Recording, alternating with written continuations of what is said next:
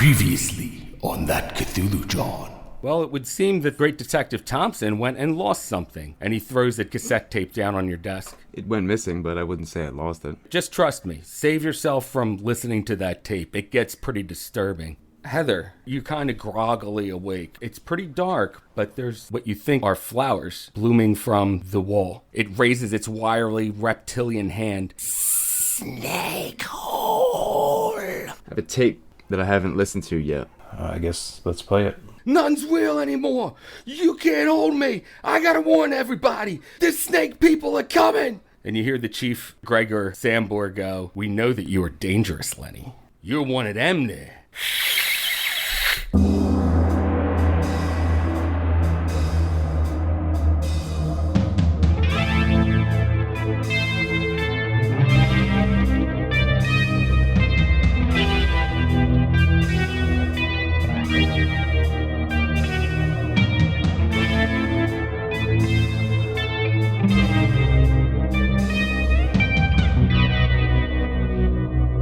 Welcome to that Cthulhu John.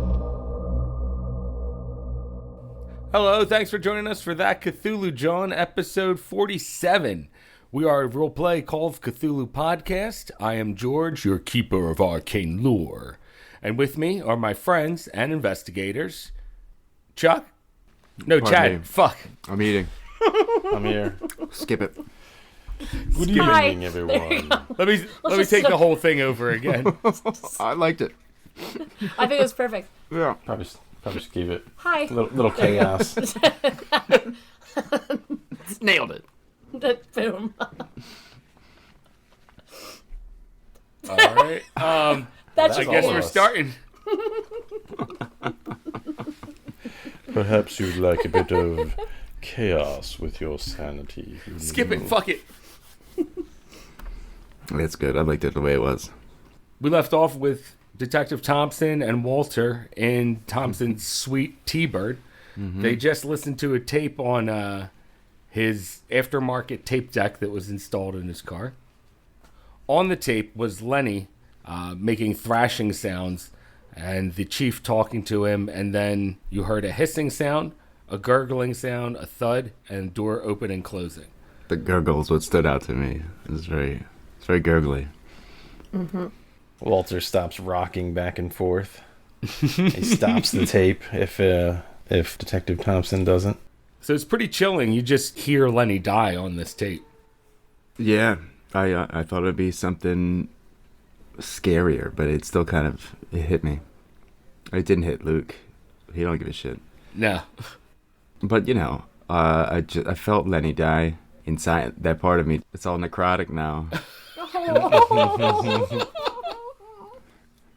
Your character is part of you. Oh, no. I'm gonna go get a beer. So I guess obviously I'm not cracking jokes after that moment, Right. When I hit stop, I think Walter might have cut you off with that. He stopped that thing right after all that gurgling and stuff. He wasn't trying to listen to no more of that. That was the end. Well, almost. I assumed it would have been like white noise or something else, but he wasn't trying to hear nothing else at that point, so he just click. So yeah, I know that must have been hard. Well, I already said that you heard a door open and close. Yeah, So but he wasn't that's fast probably enough. when you would hit click. He couldn't see the buttons, but yeah, No. I found it for him. Click. That's good. Well, there might be one good thing. It doesn't sound like he told him anything about you, so, I mean, at least for now, they might not be onto you. Oh, Well, man. Poor Lenny. My boss is aware that I've been watching Lenny, or at least he was a person of interest in some cases of mine. So he knows at least that I know something, or I've spoken to him before, but I didn't let on that he was going on about snakes or anything. That's definitely a good thing. I wouldn't mention anything to him about any of this stuff. Come to think of it, he did call his boss a snake once. Maybe he was more honest than I thought. That's pretty good. Maybe some of his subconscious did believe. I don't know. Jot some notes down in a little book about the tape we listened to, and my assumptions that the autopsy might be similar tomorrow, but just to remind me to call them and all. I say now, Lenny also, I kind of flipped to another page. I said, Lenny mentioned before, he mentioned some professors that might have had access to this flower. We speculated about their connection to the mob. Couldn't come up with anything. Did I ever do any background research on Brightly? I think he's the only name that was given to me. I'm gonna go ahead and say that you did, but couldn't find anything weird about him or anything besides him just being a professor. Has tenure, has been there for a while. I got nothing to suggest that he was involved in anything illegal. His record's clean. What do you know about this Brightly, and how might he be connected to this flower and this poison? Well, I wouldn't say that he's probably clean in all of this. I've certainly got my suspicions. When I mentioned earlier that the person I would normally have analyze this plant sample can't be trusted, he and this other Professor Brightly, he being one Willis Freeman, that is, the biology... He's a biochemist, yeah. Yeah, head of the biochem division at the... University of Pennsylvania? That's the one. And I give him some information about both of them. That's leading into my other problem. Who was the other one? Willis Freeman and whom? And Brightly that you asked about? Gotcha. I say, we didn't really have anybody to turn to. It was pretty much just Lenny and Heather and myself. We're not really sure how Brightly ties into this plant, but we think between him and this lady at the Flowers by Yukie in Delaware...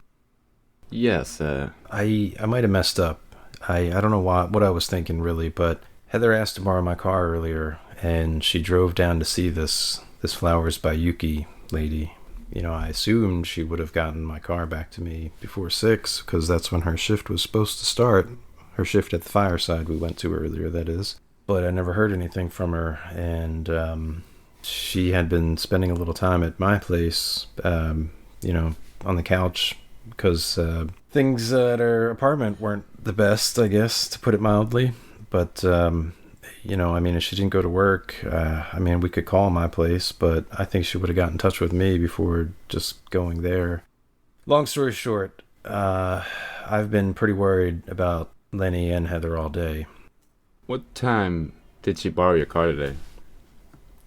It was early afternoon for sure, maybe 1. Kind of shrugs.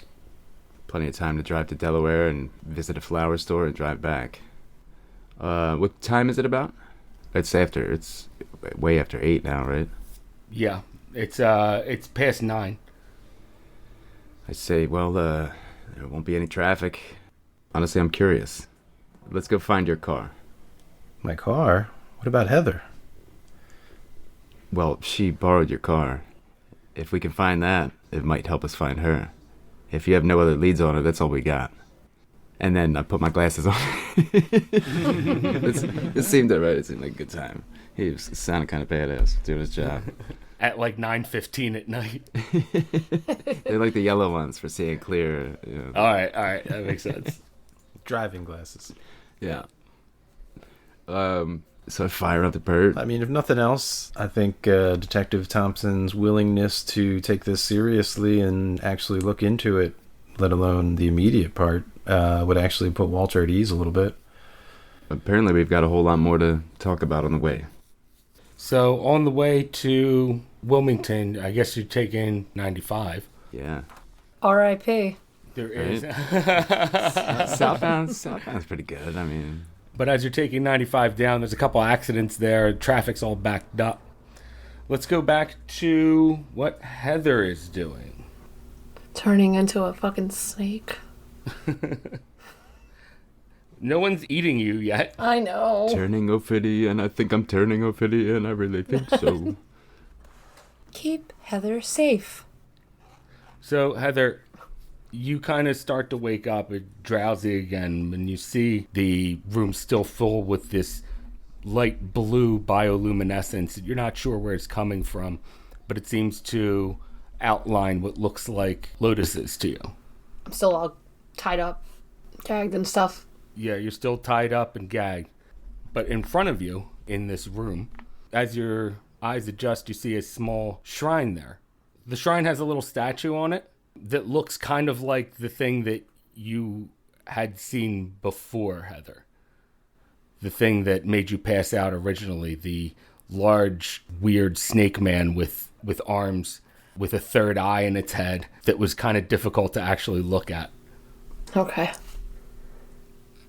That made you pass out, but when you awaken, you just see this shrine with a statue that kind of looks like that. All right. Do I see, like, I can, like, turn my head and stuff, right? Like, I'm Yes. just. Do I see Yuki anywhere down there? Nope. All right, I'm going to try and squirm my way out of these ropes. All right. So you start squirming, and give me a dexterity roll. I'm going to need a hard pass.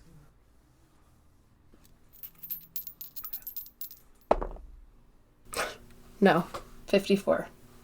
Okay, so you're just kind of struggling and trying to get these ropes off, but they're tied pretty tight, and you're just in an awkward position where you can't really stand up.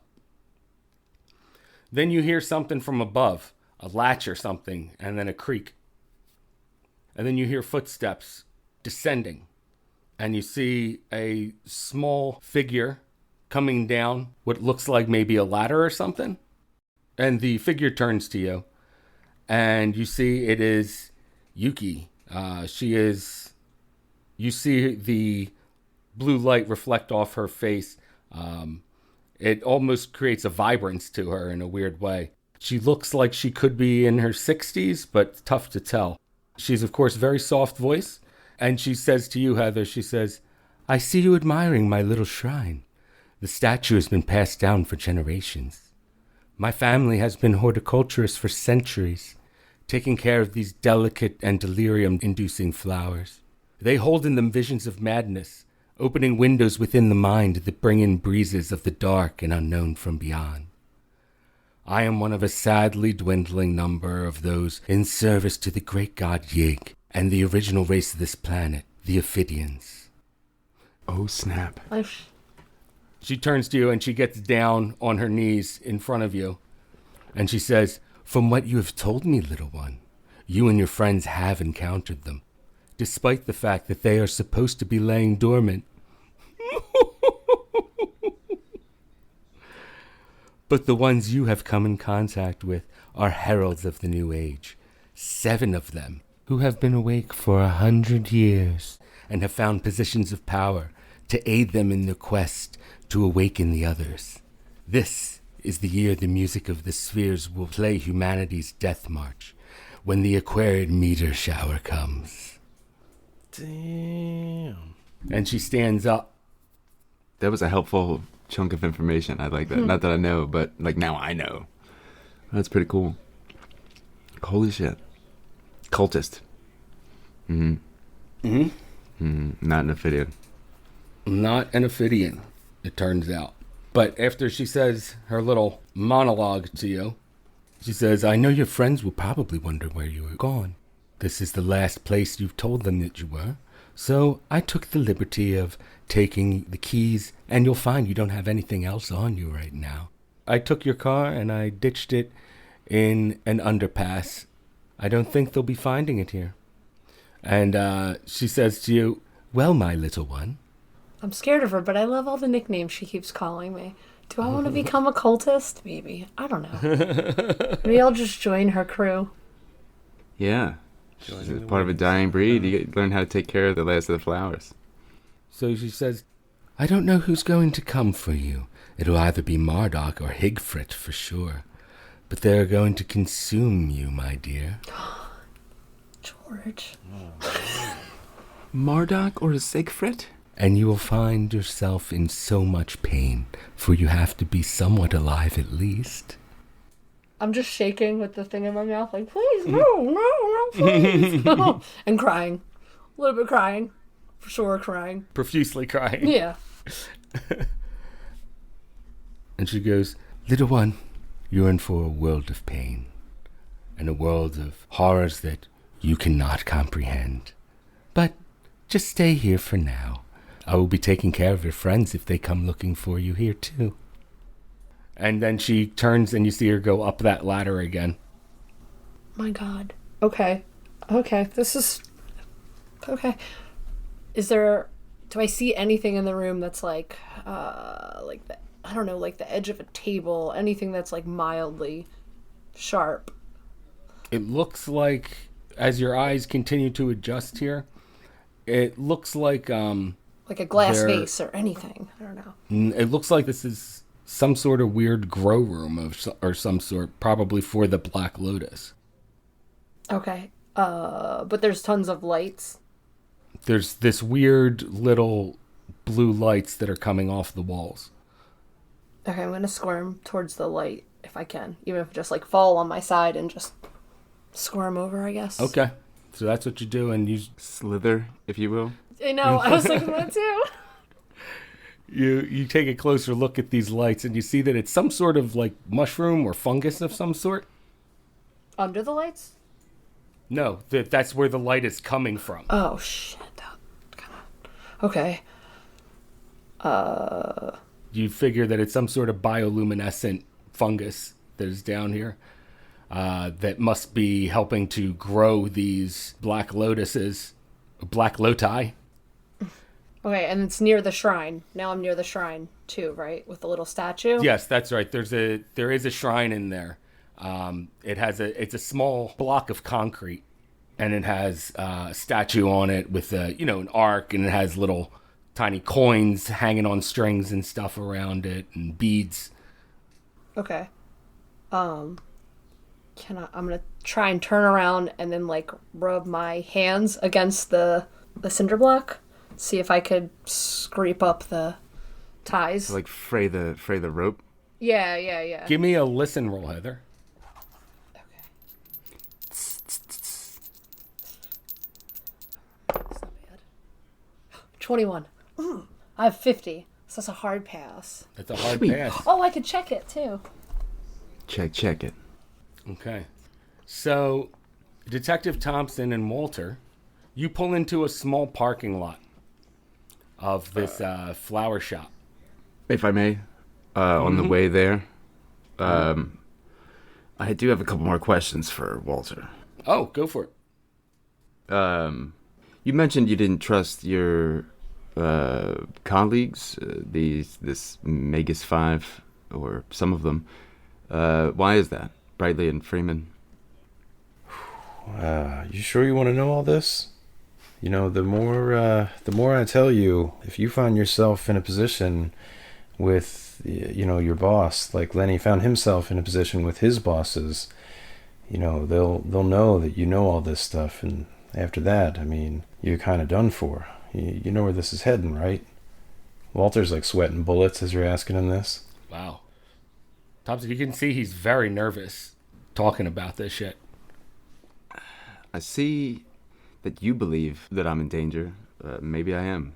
Well, it's not just you. I mean, I understand what I'm telling you. I mean, it's not... until it's too late, I don't really expect you to believe this. It's just scribblings in a copied page of 8.5 by 11. I don't think I can let this one go. It's all too weird. It goes a lot deeper than I know, and I have to find out. I can't help Lenny, or your friend Heather, or you, unless I know these things. Well put. I mean, Freeman, Brightly, Winklespect, they, Winklespect? Oh, of course, Thomas Winklespect. His name's Tom, gotcha. I jotted it down. Just Tom, if you know him personally.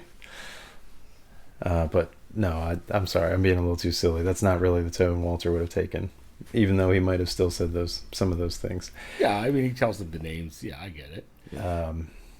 I later came to find out that they withheld certain bits of information. Freeman, for example, when I gave him a sample of remainder of the toxin they injected Lenny with, which I believe was made up of this plant that you found. It's in some of the copies of the pages I showed you. He did tell me about his encounter in the Poconos. Is that what you mean? Yeah, that, exactly. The day he got hit by a car, he took an unusually large syringe from one of the guys that was chasing him, I guess. One of his bosses, I assume. I didn't quite catch their faces. There was a lot of people around and a lot of commotion. But he was worried, I think, and he had a shotgun with him, and he slid it under a car nearby him. So I kind of missed their interaction while I was trying to retrieve that. I see. What do you remember about this person? You didn't get a good look, but anything that stood out? Well, I mean, I guess I did see them in the crowd, but that's the thing. I mean, there was a crowd there, and I couldn't really tell them apart from anybody else there. I was kind of facing away from them because I was, kind of rooting under the car looking for that shotgun. And how does this tie with the professors? The toxin? Somehow they had acquired the lotus that you took the clippings from. I don't know if it's the same one, but they had one of their own at least. Lenny mentioned this too. He speculated that if it was that rare or didn't exist, how was it that there were two in his close proximity in such a short period of time if it wasn't the same one? I'd say it might likely be the one, but I'm trying to figure out how that makes sense. That's been a concern of mine. I mean, if it is the same one, I don't know how these two groups are connected, but if it is the same one, it means that these professors had the Black Lotus at some point, and if it is the same one, then gave it to Lenny's bosses. I haven't been able to piece that part together. I guess Brightly and the professors didn't tell you what they did with theirs? Not only that, but Freeman, the biology head at the biochem division at the university, he pretended that he didn't know about it at all, when he and Winklespect and Brightly had all used the Black Lotus to perform some kind of ritual. And you had proof of this? Well, the fifth member of this group of professors and myself, she was excluded from said ritual, and as a result was a bit, not spiteful, but she was bitter that she was left out. Gotcha.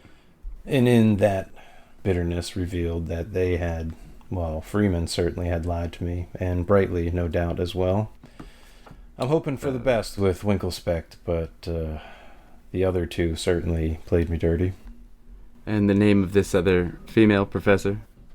Dr. Raquel McLeod, a very learned and stern, but, well, very interesting gal. Do you trust her word over the others? I guess she's been more open with you then. It sure seems like it. I mean, I definitely trust her more than the others. I thought that the other professor of mathematics, Tom, he seemed pretty on the level, but it's hard to say with him. He honestly had no reason to tell me much more, even though I did kind of check in with him. Brightly could have easily asked him to keep his mouth shut. It's hard to say with him, but... Now, this group of professors, do they commonly do rituals with dangerous hallucinogens? Is that what this group is all about? I don't think it's quite like that, but long story short, Brightly, who is in charge of this, knows about these snake people, the Ophidians. That name hasn't stood out. I'm sure it'll come up again. He also knows about the Ophidians, and from what he says, is looking to put an end to all of them. I don't know if he's capable of that, honestly, but he's definitely lying about something to me, which means that I can't fully assess the threat we're all under, but I feel like it's pretty real. Thompson, how are you feeling about this crazy theories that Walter's throwing out there to you? You believe in any of it? He takes all the evidence without, he tries to be as non-biased. He doesn't think that there's snake people running around, but he does think that there's a group of people that, are using I guess, imagery and, some kind of cult or something that involved with snakes. So he just thinks they're calling them snake people, but it's just like a group of crazies, Okay. But, he's just taking down the info, and at the moment, snake people, they're all humans to him in his mind. I see. Not literal snake people. No, but there is something weird going on with, body snatcher type pod folks. So I don't know if they're using this stuff to brainwash people or what, but... There is one more thing. What's that? Couldn't show it to you while you're driving, but if you want to pull over somewhere, I took some notes of a more personal matter when they injected Lenny with whatever kind of toxin or truth serum. There are some more specific notes that kind of seem like ramblings. Pull off the highway at a gas station. Okay. Yeah, we'll make a stop. You can show me. They kind of seem like ramblings at the time, but maybe there's something in there that'll be of any use. Maybe something that would corroborate any theories you might have. I don't know. What's in these notes? When Lenny and Walter were driving around, or they might not have been driving because he wrote down some detailed notes about everything you said. So there would have been like quotes if anything sounded specifically notable or anything like that. But, Lenny's word per word, more or less, on, his recount of the hallucinogens and its effects and everything that he told to Skinny Joey specifically. He forgets most of that conversation. He got lucky and remembered the flower, but he got mind effed, and Joey removed that part. Oh, at least that meeting. I guess I do remember from some of the trip. I did give up a bunch of info then, didn't I? Yeah, when you spilled the beans, Right. when he shot you with that big-ass needle, specifically if there's anything in there that helps Thompson's case, Gotcha. That's why I kind of wanted to show it to him. I don't know if there is anything in that. You still have the needle? No, that was what I gave to Freeman, the other of the two professors that kind of betrayed me. And he still has it. He had it last, he shrugs. I couldn't speak to where it is now. If you get a moment, or if you think about it, ask him for it. Hopefully it hasn't been handled too much, but maybe there's some evidence left behind. Actually, Walter kind of looks a bit more positive when he kind of gets this idea. I had hoped to confront Brightly about it. Perhaps you might give me some pointers as an actual detective? He pages to a fresh entry. I'm not sure what you're looking for exactly. Just try not to take the law into your own hands. He kind of sizes himself up. He's like, I'm not exactly going to get to brawling with him. Well, But, you were friends with Lenny, so I'm not really sure how to pin you down. I'm not, I don't know, your record looks clean there, Walter. well, I'll put it to you this way. There's some dangerous things about, and a lot of it's connected. And unfortunately, I can't put it all together, but this Brightly guy, he knows something about this Flowers by Yuki gal. I don't know what the connection is, but they must have had some kind of dealings. So they're connected as well, and it's not just the flower. So it all comes back to this woman, which is what kind of worried me. Lenny mentioned this place to me as well. I think more specifically, and I don't really have a bunch of evidence to back this up, but I think this Yuki had some part in the death of Raymond Tooley. I don't know if that's your investigation, but being a homicide detective, you may be interested in that tidbit as well. What makes you think it was her?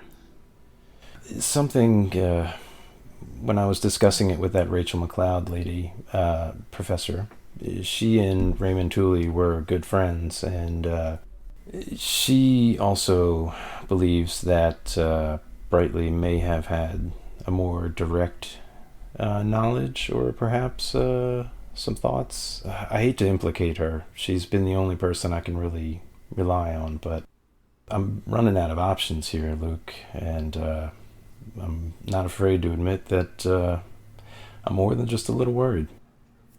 Well, I'll hang on to these notes, I guess. Might come in handy. Let's get over to that flower place. Oh, actually, Was there anything useful in those notes from Lenny? Did he kind of say anything to Skinny Joey that would be relevant to Luke in his investigation? That part of your memory is kind of hazed over. You don't remember exactly everything that you told him. Gotcha. Okay. Just in case it helps. But he did mention, I guess, shooting Jimmy the Skiff in the back. He did also tell that to, maybe alluded to it, to Luke as well, I think. Mm-hmm. So if that's in the notes, if he told you about the other guy getting shot. Yeah, that's definitely in the notes. Some of this could come in handy. Just see how deep it all goes, if it all is connected after all. Otherwise, it's ramblings of a madman at this point. Do you want to keep those, or should I keep those, the copied papers with the notes? Maybe I should hang on to them. If you are worried that somebody's going to make me spill the beans, if you will, then it might be better if you don't have them, so no one will come looking for you. These do implicate some powerful people. Well, that part, I mean, there's no hiding that in particular. I mean, these books that these Xerox pages come from are relics almost. I mean, they were published or written back in the 1600s. I was talking about the Lenny notes. That I don't have a Xerox copy of. That's my personal booklet. He says, but... might be better if you don't have these. If somebody's trying to hide this, it's in your personal book. I'd take a knife out of my pocket and hand it to him. I might be able to remove those pages. As far as the other stuff, well, if you don't want to give up those books, I can't see why anyone would want them. But if you say they're involved... What pages are you removing now? Basically, Lenny's confession, or not confession, but I mean, is... Oh, wait, is it in your handwriting, though? It's not Lenny had written it? No. Yeah, they're my notes. Yeah. I'm not too worried about it, then. Maybe I'll read them again sometime, copy them if I need them, but... Yeah, I mean, you'd certainly have access to them. If they get to any one of us and they're able to make us tell the truth that easily, then nobody's really safe. Not me, not you. Not me. Come save me. Heather. Stop talking at the side of a fucking road. We can talk about it all together when you guys save me. I from had to being get a safe. Slurpee. God. Maybe a little smoke break, a little thing, and maybe get a cup of coffee. Stop. I might have to pee. Let me go. We are right down the road. Okay, I believe it is right up here. I'm freaking dying here. You're not gonna die. Say the fucking words. Say that word. Oh, man. All right, you're still in some dirt room with dirt walls on it there, Heather. Mm-hmm. And you start trying to use the corner of the stone altar to start trying to fray the ropes on your hands. Yes. As you're doing that, you hear... Oh, you gave that listen roll, that's right. As you're doing that, you hear creaking of some sort from upstairs. And Walter and Detective Thompson, you guys get to Flowers by Yukie. You don't see the car there, but you do see a light on, and you see a small woman. Looks like she's tending to flowers. We're across the street. Pull up and stop. I just start watching from afar, not really thinking that Walter... I mean, I know he's in the car with me, but I'm just kind of doing one of my normal things, Mm-hmm. Sneaky watching people cop. Walter, tugs whatever your sleeve. What are you wearing there? You got like a long sleeve or a short sleeve? Yeah, he's got an overcoat over his crummy, ill-fitting suit. All right. Well, then in that case, he kind of tugs you at about the elbow a little bit. He says, listen, I'm not going to get in your way. I know this is what you do. But whatever you're thinking, we cannot trust her. I don't trust anybody, Walter. Well, that may serve us well then. Yeah. So what do you guys do from there? You just sit in the car? For a moment I watch from afar and I see this chick watering her flowers and whatnot inside. Mm-hmm. Inside? Yeah, I guess so. It's winter. Inside, yeah. There's windows there so you can see in and see the display of flowers. I don't see your car, Walter. Everything looks normal here. Hopefully that's a good thing. He kind of shrugs. I suppose you can't do a check nearby to see if there were any accidents with a Pinto, could you? I was thinking about making a phone call. if it's necessary. If you want to, well, I guess you can come with me. You can stay here and watch if you'd like. Let's circle around back to the gas station. I'll make a quick call. How far was the gas station? The same gas station that you were at before? No, well, the closest, whatever. Somewhere I might get out and walk There's a to. gas station like a minute away. A phone booth or something. Then I leave my car where it's parked. I tell him to stay and watch. Lenny would And never, ever go back to a gas station. He would have got his shotgun out of his jacket and shot straight through that window and saved me. I have no jurisdiction here. What do you think? I'm some vigilante cop? You're a cop that's halfway in the mob. But I'm beaten down and ruined. I got no umph anymore. Maybe when I was a young upstart. All right, so you go back. You make a call to where? So I leave Walter to watch from the car where I had it parked, and I walk to the payphone. I will make a call to my precinct, I guess. Okay, so I thought you were driving there, but since you're walking there and leaving Walter in the car, it's going to take about 5 minutes to there and back. That's fine. Okay. Basically, I want to know if anyone sees the car, like a APB on his Do a vehicle. license plate. But I also say its last known whereabouts were this town, Delaware. Mm-hmm. So I guess they would have to fax that on over or something at some point. But Right. so it might still take a while, and they might not even see it. But that's all I can really do for now. So while you're over there doing that, I'll tell them to page me. Walter, you're in the car and you see this small woman watering plants at the front of the store, the display window ones. And she comes up and she kind of locks eyes with you for a second. Man, okay. How far away would you say the car is from the store? We didn't get like too up and on it, did we? It's across the street at least. It's a very small parking lot. Is there a street that it faces? I would have been across it if possible. Okay. Yeah, it faces the street, but yeah, okay. So you're across the street, but still, Walter, you see this woman kind of lock eyes with you. Yeah, I don't know. I mean, I don't try to really keep her attention, if nothing else. I mean, I try to just play it off and not really even, like normally he would nod at least, but he doesn't really with her. You see the front door of the flower shop open up, and you see this little woman come out. You can see her in the streetlights. She kind of trots on over, like not a run, like a slight jog over to the car, and she knocks on the window, and you hear her through the window. She goes, "Excuse me, you can't park here. You'll get towed." Oh, thank you. Gosh. He looks at his wristwatch. Yeah, good point. He nods to her and smiles. Nod and smile at her. And she goes, Just in case, though, he is sitting in the passenger side, so I don't know. Okay. "Yeah, you are. You're sitting in the passenger side." She goes, "Well, I don't see how you'll be able to move it, being that you're not in the driver's seat."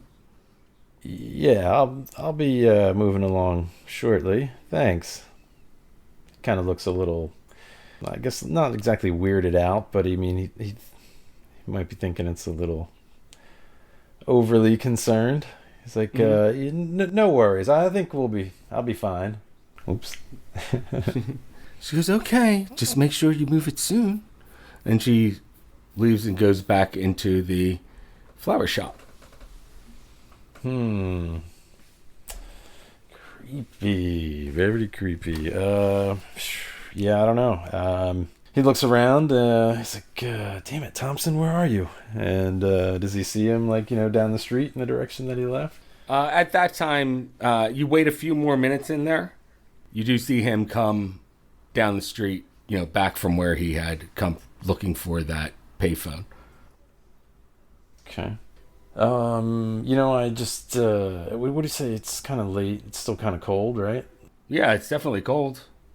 I'm wondering if, like when you sit in the car and you're talking a lot in the cold, like how the windows start to fog up Yeah. and stuff like that. Yeah, definitely. Similarly, in a flower store, particularly if they have tropical plants, it would need to be Yeah. pretty warm in there too. So their windows might even get some condensation on the inside from the temperature difference, Okay. depending on the glass. I mean, That's that flower store knowledge. Well, you see her wiping down the glass with a squeegee. that makes sense. Ah, the wave of the future.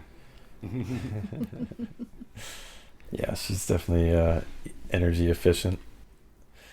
Silly.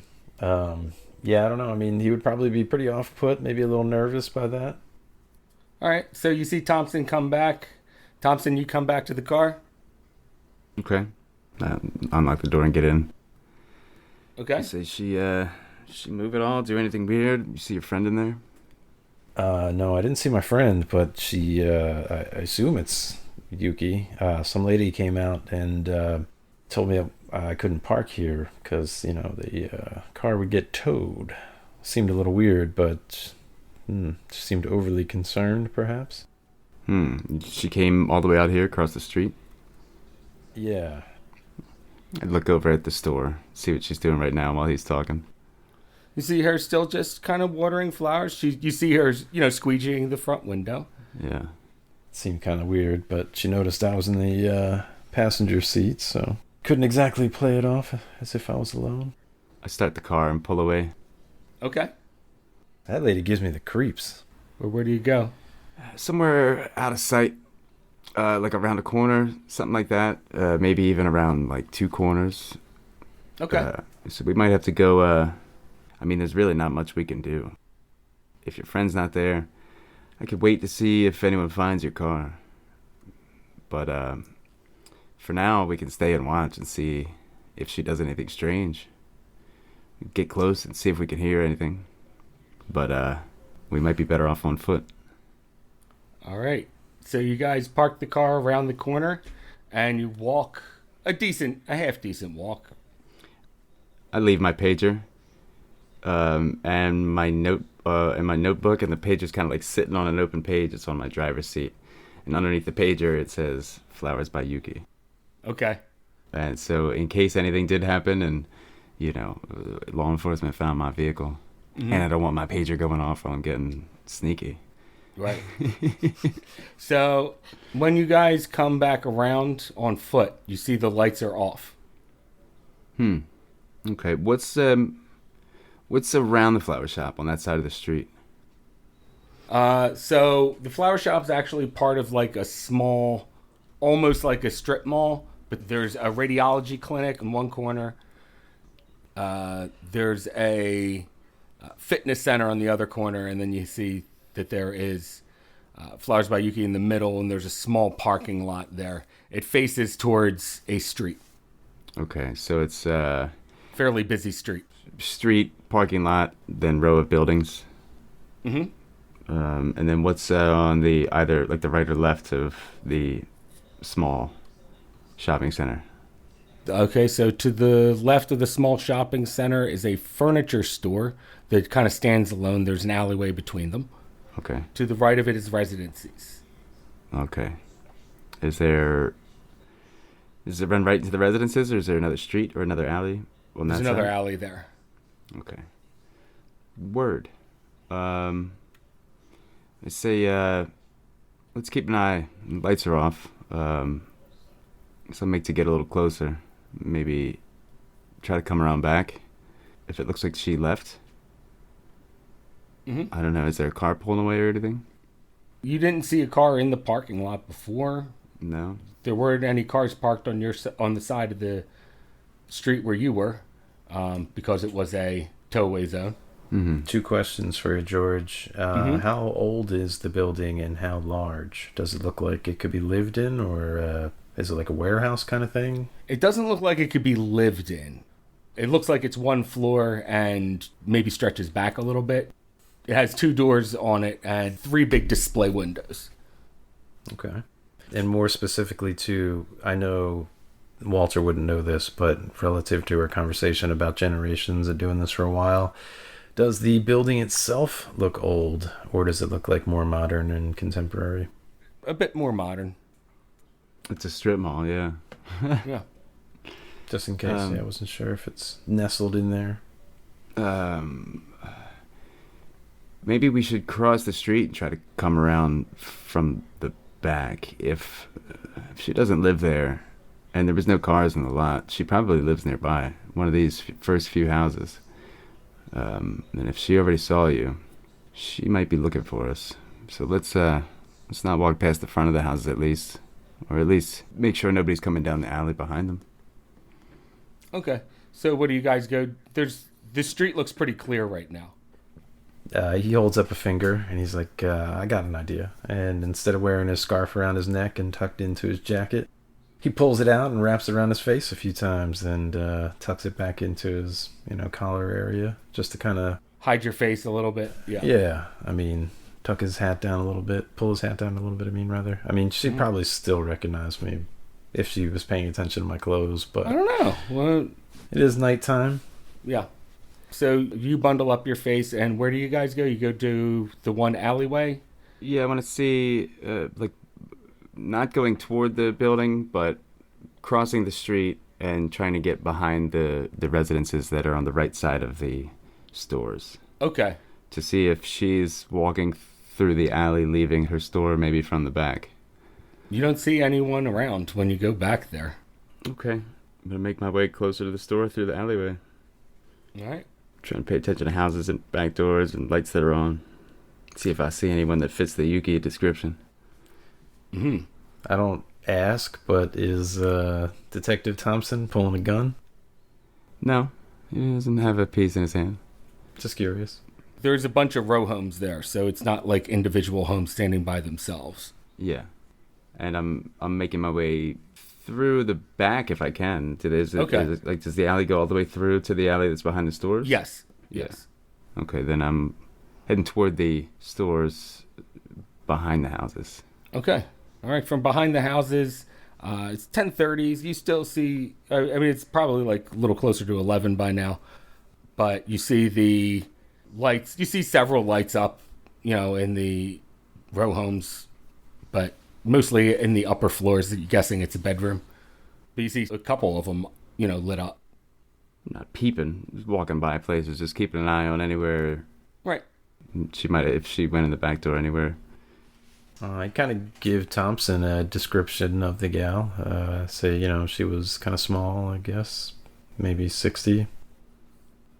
I don't see anybody around, let alone her, but keep an eye out. Hopefully, we don't have too much to worry about if she is a little old woman. If it helps identify her. I hope your friend wasn't overpowered by her or anything. I attempt to crack a smile. All right. So you sneak around back of the flower shop, I'm guessing. Heather can handle herself. Against an old lady, I'd assume. So we start walking past the back. Still don't see his car anywhere. Are you being stealthy about it? As we get closer to the stores, yeah, I don't want to make too much noise, and I want to, keep a close listen. All right. I'm going to need stealth rolls from both of you then. Be as quiet as you can, Walter. I was going to say, Walter does his best to follow Luke's lead. Just stay back a bit. Should I be saying Thompson or Luke? I don't know. What's Thompson's fine. Thompson? Okay. I'm used to it. Ooh, 61 ain't that stealthy. I rolled a 1. You rolled a 3? I swear. You want to see? I don't know if you'll be able to see. Do you see? Where are my dice? I can't see it, but I believe you, Chuck. You move like the wind, like a cat. I am the knight. You make it all the way to the back door of the flower shop with no problem. Walter, you kind of, it's dark out in the back alleyway there, and we're going to say you trip over a crushed Pepsi can, thanks to the Pepsi generation there. You kind of trip over it, and you just hear clunk. He kind of tries to stomp on it and just holds still at that point. Oops. And I kind of motion for him to hang back. Make it go around your shoe so that you could clank the whole way. Yeah. All right, so he gives you a signal to hold back, Walter, do you? Yeah. I mean, if there's maybe I don't know, there any like sometimes they have like stone fences or like places or anything I could sit for a minute. No, I mean, there's fences you can lean up against, but nothing you can really sit on. Might as well. I'll just kind of hang back and lean against the fence for a second. Okay. All right. So, Thompson, what are you doing? What do I hear from against this door as I cling to it like a shadow? Give me a listen roll.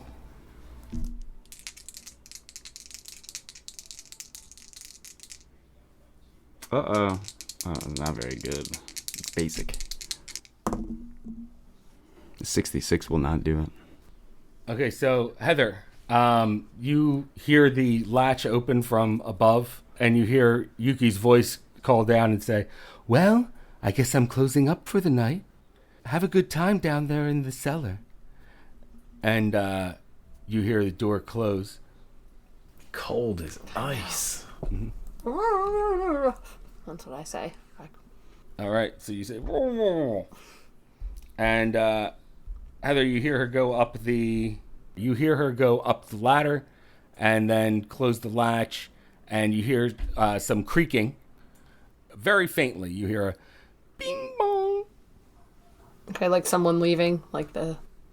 Yeah. Okay. Do I hear like a door lock or anything? So I know she's gone. Probably can't hear something Okay. that I mean, from where you are. it was a hard listen. Pass. Yeah, it was. Okay. Was that the same bing bong that it made when she walked in the store? That's what she recognizes it as. Yeah. Well, I'm glad I'm out back. Okay. So because I'm not sure whether it is her leaving or someone coming in. I just like flail around to knock some stuff off the shrine. So if it's someone coming in, Okay. they hear me. If it's her leaving, she's already gone. All right, so you thrash around. You knock over some of the stones that were surrounding the statue of this snake of some sort, and it knocks onto the floor, and you don't hear anything. Okay. I'm probably just going to do that for a little bit if I don't hear her walking down the ladder, just like trying to get any attention. But I don't want to knock the stone. It doesn't matter if I knock the stone over. Okay, so you're just trying to like scream and Yeah. trying to get attention from anyone right now. All right, Thompson, you failed your listen roll. Yeah. But I wait. I keep on listening. Is that a push? That would be a push. That stinks. So I don't want to push it. I just want to be patient. I'm also going to keep sawing away at my arms to get free, but maybe like kicking my legs or whatever. Okay. After not hearing anything the first time, I wave Walter over. And I say, Walter, hang here. Keep an ear on this door. I'm going to take a look around a little more. Walter, give me a listen roll. Perfect way to sidestep the problem. That was good. That was good. Ooh, a 26. I'm pretty sure that's within his That would have been a fail for me. Sweet. 31. Listen, yeah, that's a pass. Yes. All right. So, Walter, do you hear faintly something that sounds like muffled shouting coming from inside the store? He gets closer. You see him put his ear to the door. He's like, I hear something. And you continue to hear that, and then you hear something sound like it hits. No, it wouldn't make a sound if it hit the floor, really, but because it's dirt. But anyway, you do hear a lot of muffled screaming. And I relay that. It sounds like, I don't know, somebody struggling? Maybe yelling? I'll kick the stones around that fell. Whatever I can move, the stones. I don't know. Just doing Okay, stuff. so Heather, give me an intelligence roll real quick. Here, Walter kind of cups his hands around his mouth. He's 26. Heather! Hard pass. Wait, it. hard pass. That's a hard pass? I have 85, so yeah. Nice. Okay, that's a hard pass. All right. So what you do is grab one of these stones that you knocked over, and you put it into your hands that are tied around your back, and you just start slamming the stone against the concrete as hard as you can, making a loud knocking sound. And Walter, you start to hear some knocking coming from in there, along with the muffled screaming. Yeah, I definitely hear something. Sounds like Doo-Wah Diddy. That was Diddy Dumb. Diddy do? Diddy too? Shit.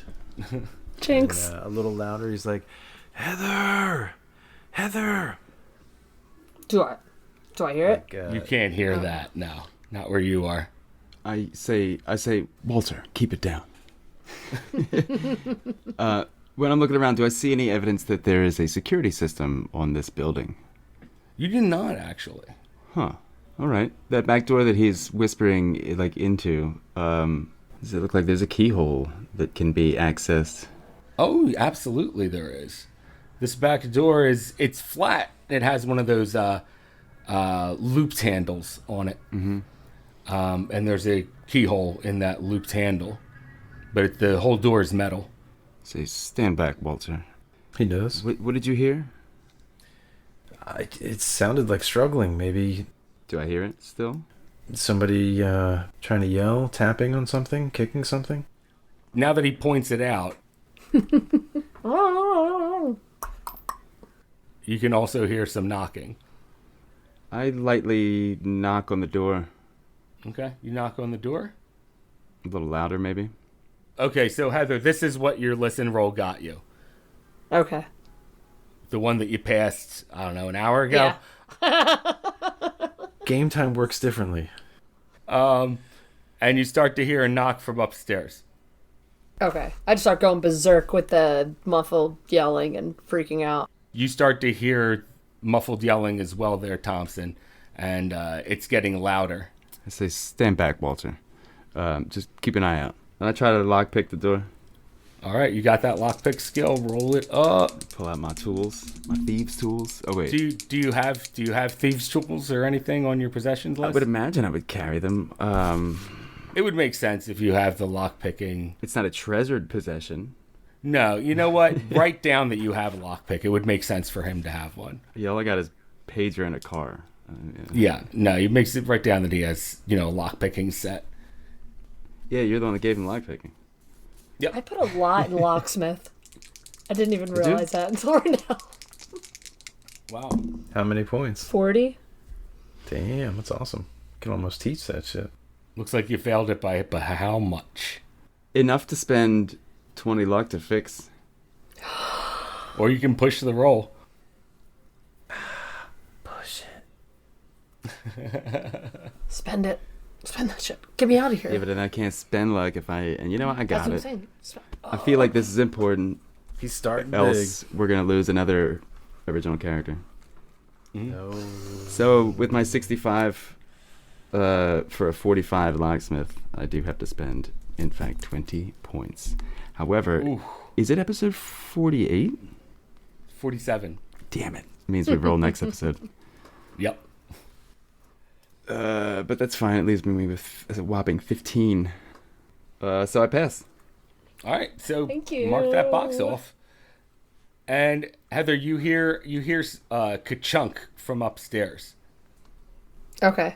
I was freaking out. Just, they gotta be able to hear me more if they're inside now. Right. You hear it louder now, this muffled screaming and this tapping.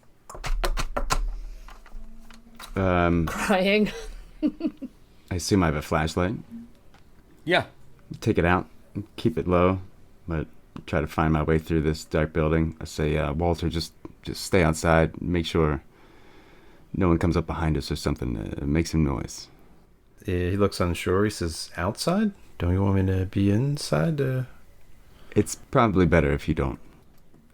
Okay. Yeah. Oh, right. Of course. And, it takes a few steps back. Tries to look discreet, I guess. So I try to follow the noises. All right. So you follow the noises back to, there's a basement door, it looks like. And I pull my taser out as well. I got that in my other hand. All right. When I open the door, it's very slowly, shine the light in. Slowly open the door, shine the light in. and you see it leads down to a basement. As you're going down into the basement, you hear this banging get even louder and louder. But the basement doesn't look like it has anything lower than it. Give me a spot hidden, Detective Looking around Thompson. in the dark here. And I am getting closer to the banging, though. It still sounds like it's below me. Yeah. Below me. Now 11, that'll do it. That is... All right. Oh, that is extreme. That's what I needed for extreme. Yeah. Out of 55. All right, so you see one of the tiles that are down here. Looks like it has a little metal bump on it. The dust was disturbed around it. That's what caught my eye. And it has this little metal bump on it. And it looks like it actually lands between two tiles. And upon closer inspection, it looks like it's a little lever. Okay. I'll try to be quick about it, but I get over there and open it up, shine the light in. All right, you open up that thing, and now louder than ever, you hear the screaming, but it sounds like it's still muffled. Ah, ah, ah, and banging on rock against rock. I said, calm down, I'm police. And I kind of like peek my head in the hole before climbing down, make sure, All right, so you see that this leads to a dirt area. It looks like a hole was just dug down into the basement floor here. But there's a ladder that leads down too. We got another Buffalo Bill on our hands. I know. Gary Hynek. She a big old fat person. Arvin Sooner. So I climb down and I find Heather. I guess I quickly try to untie her hands, I guess, or finish cutting them something. Finish cutting the rope. When you go down there, Detective Thompson, you see this weird glowing blue light coming from all of the walls. Looks like these strange little mushrooms or something. This weird drug cult. And around you, LSD cult. Yeah. since you have that extreme past, you can see a lot of those flowers that you saw in Skinny Joey's office that you stole. No. Interesting. They're like growing all over the walls here. No wonder we can't trust her. I cut her hands free, and I assume she can ungag herself. I say, keep it down. Your friend Walter's out back. Make your way upstairs. I'll be right behind you. Walter, give me another listen roll.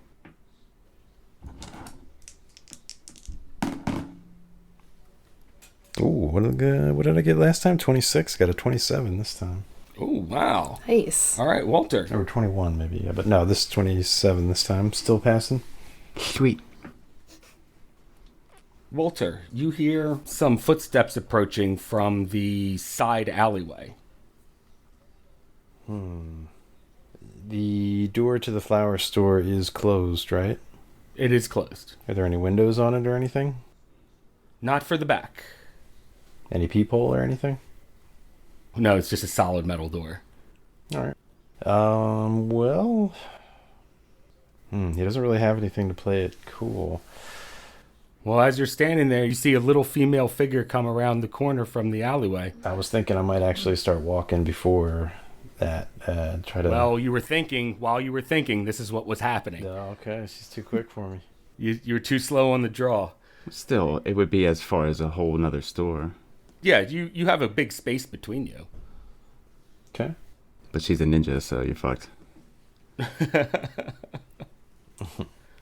Well, yeah, I mean, she might see me walking then, I guess. You hear her say, "Oh, did you find a spot to park your car?" He wrapped his face up. She recognized me that certainly. He was sitting in the passenger side. She got a good look at him.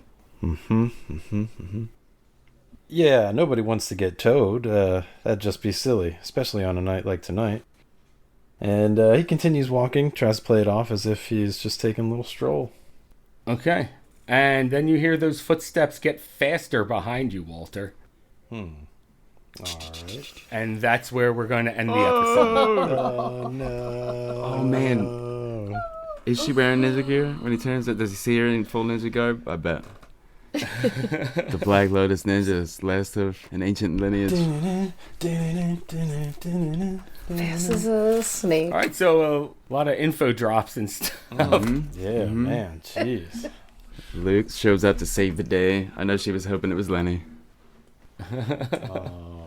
But Luke shows up to save the day. Anybody What's say that? that? I'm just saying.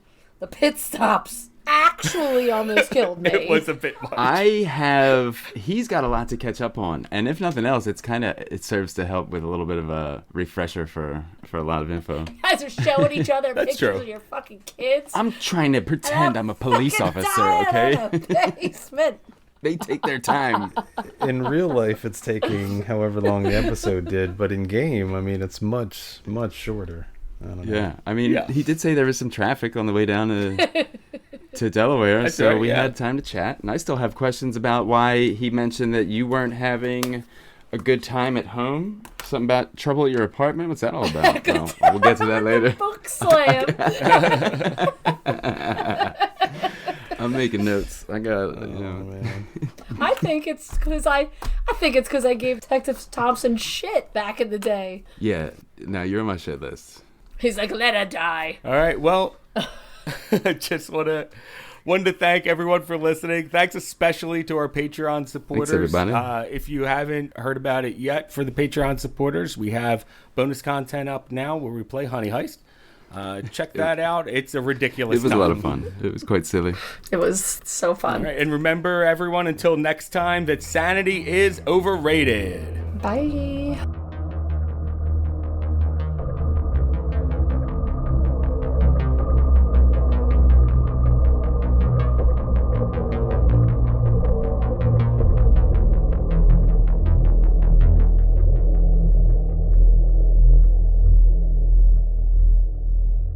Walter's got a best friend. You got a friend in me. Did I ever tell you guys how much I hate Randy Newman? Oh, pretty he's terrible. terrible. Fucking annoying. Short people. Also, what an awful song. What an awful song. Short Yeah. people got no reason to live. Yeah. Damn. It's pretty bad. Even though I do love that, not his song, but I know it's also terrible. The one that's like, if you want to be happy for the rest of your life, never make a pretty woman your wife. I fucking love that song. That song. On my personal point of view, We might know getting a somebody that girl quotes to that. marry you.